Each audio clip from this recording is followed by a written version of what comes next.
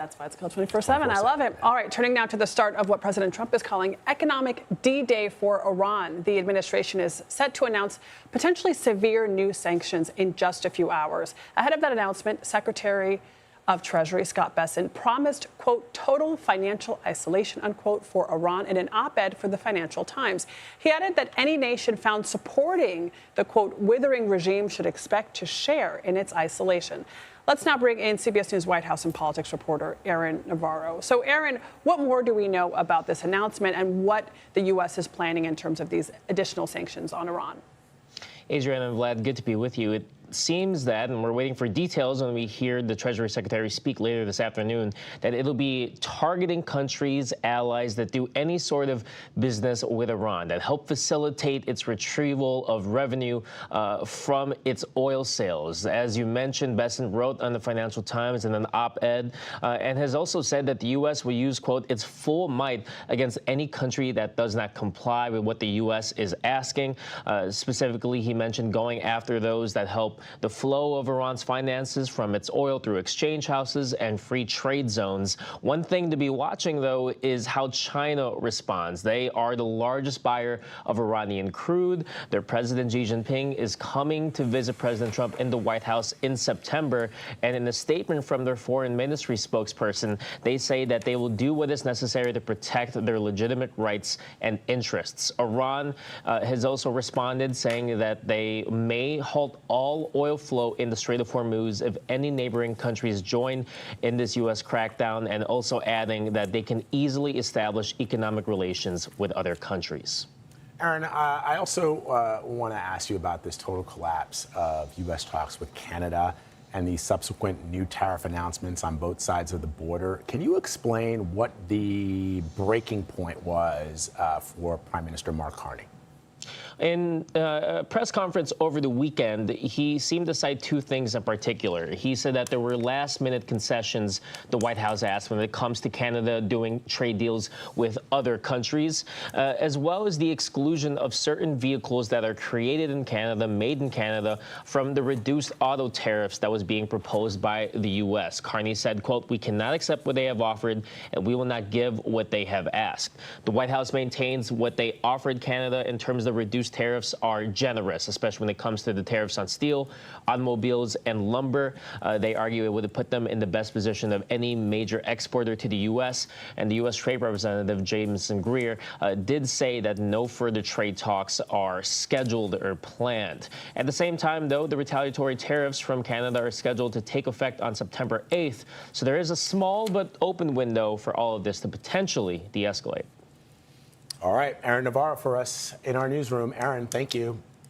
Let's bring in CBS News national security analyst Aaron MacLean, who is the host of the School of War podcast. All right, Aaron, first thing, I want to turn back to the president's promise of an economic D-Day for Iran. It strikes me that this is obviously going to hurt Iran, but it's also going to hurt the United States and our allies in the region, including a number of countries who rely on oil imports, including the U.S. I mean, I know that we have enough. We do produce more oil than a lot of other countries, but I guess the what's that? The butterfly effect that this has across all economies is probably not even understood at this point.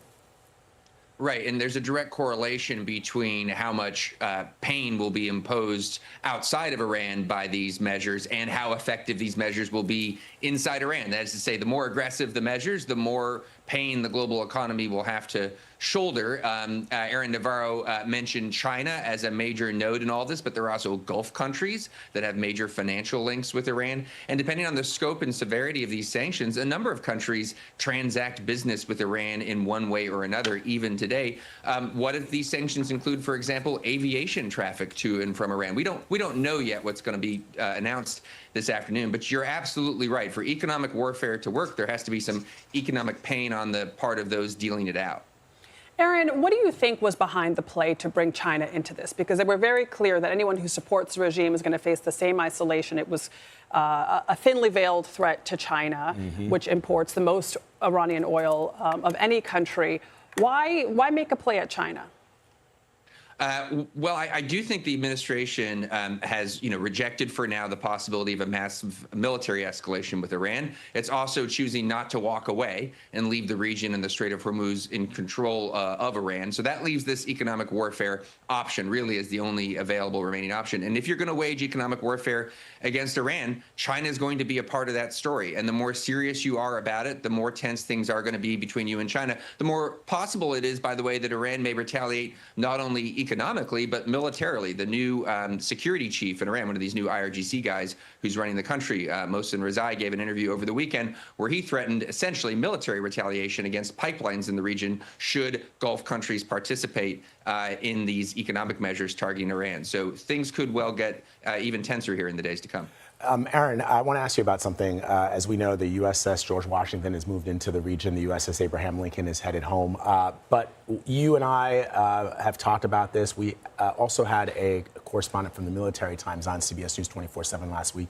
And we talked about why it was so difficult for the USS Abraham Lincoln to be resupplied. And she gave us a lot of insight, including the fact that the Fifth Fleet's main logistics hub in Bahrain was damaged by the Iranians. And apparently, to rebuild that infrastructure is going to take many months, if not years, to do so. And so for the USS Abraham Lincoln to have been able to resupply itself, what would have normally been just a day or two to get to Bahrain was going to take 10 days to and back to the theater. And so that long soliloquy was to ask you about what General Barry McCaffrey said. As you know, General McCaffrey is former U.S. Army general, 4 combat tours. He's got a Purple Heart. He sits on the Council of Foreign Relations. He wrote, "In my judgment, the U.S. Armed Forces have probably permanently lost access to 15 Persian Gulf bases. Iran now poised to control access the Gulf states. U.S. will have to negotiate new access in Western Saudi Arabia, Israel, and Southern Europe." That sounds really bad. Can you help our audience understand what General McCaffrey is saying here? Well, to the extent that a prediction like that is true, that's why you see the administration still fighting. Because if the administration were to walk away today, I do actually think you would see something like General McCaffrey's prediction come to base in Bahrain that you made reference to.